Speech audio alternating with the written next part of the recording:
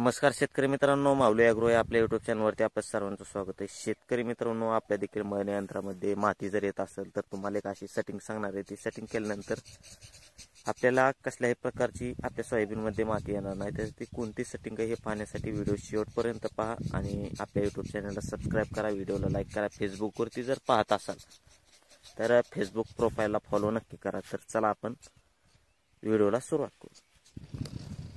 तर शेतकरी मित्रांनो, प्रत्येक मळणी यंत्र मालकाचं किंवा शेतकऱ्यांचं जर प्रश्न असतो की आपल्या सोयाबीनमध्ये का माती जास्त प्रमाणात येते, मग त्याच्यावरती आपण काय काय उपाय हे करू शकतो।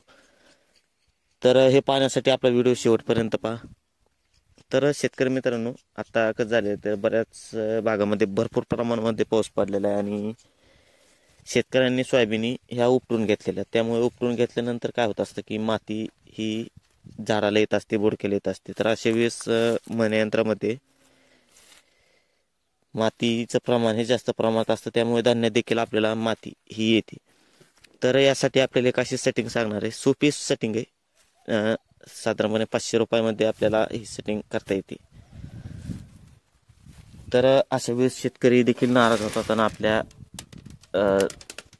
धंद्याला देखील फरक हा जाणून येतो। तर यासाठी सेटिंग काय करायची तुम्हाला सांगतो। जी बी आपली आता ही जी पन्हाळा ज्या जागेमधून आपलं सोयाबीन येते, आता ह्या जागेवरती आपण बघू शकता, ह्या जागेवरती एक चाळणी बसवलेली। ही चाळणी कंपनी जी देते चाळणी ती लहान साईजची असते आणि ही जर विचार केला आपण, ही चाळणी तुम्हाला दाखवतो।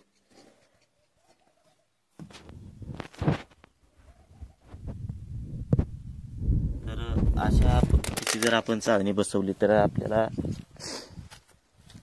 माती ही खाली पडते। तर आता आपण कंपनीचा जर विचार केला आपण, तर कंपनी आपल्याला साधारणपणे खूप लहान साईजची चाळणी देते। साधारणपणे त्याच्यामधून आपण बारीक भुगाच फक्त बाहेर काढू शकतो मातीचा। आता ह्या जागेवरती दिलेली बघ कंपनीची, तुम्हाला दाखवतो।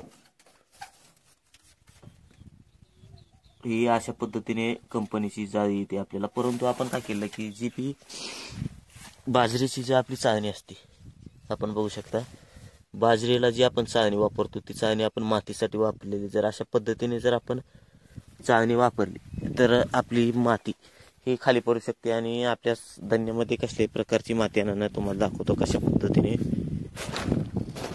माती ही खाली पडते। तर अशा पद्धतीने माती ही खाली पडते आणि आपल्या सोयाबीनमध्ये माती कसल्याही प्रकारची येत नाही।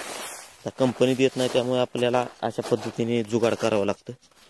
जास्त प्रमाणात खर्च येत नाही। साधारणपणे जर विचार केला आपण तर 400-500 रुपयामध्ये आपल्याला हे जुगाड करता येते।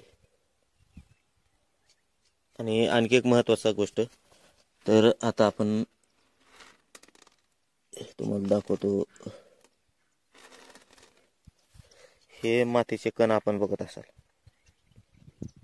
तर जे बी सोयाबीनच्या आकाराची जर मातीचे खडं असतील तर ते खडं खालच्या साईडला पडत नाहीत। कारण की जर मातीसारखी जर खडं खालच्या साईडला जर पडली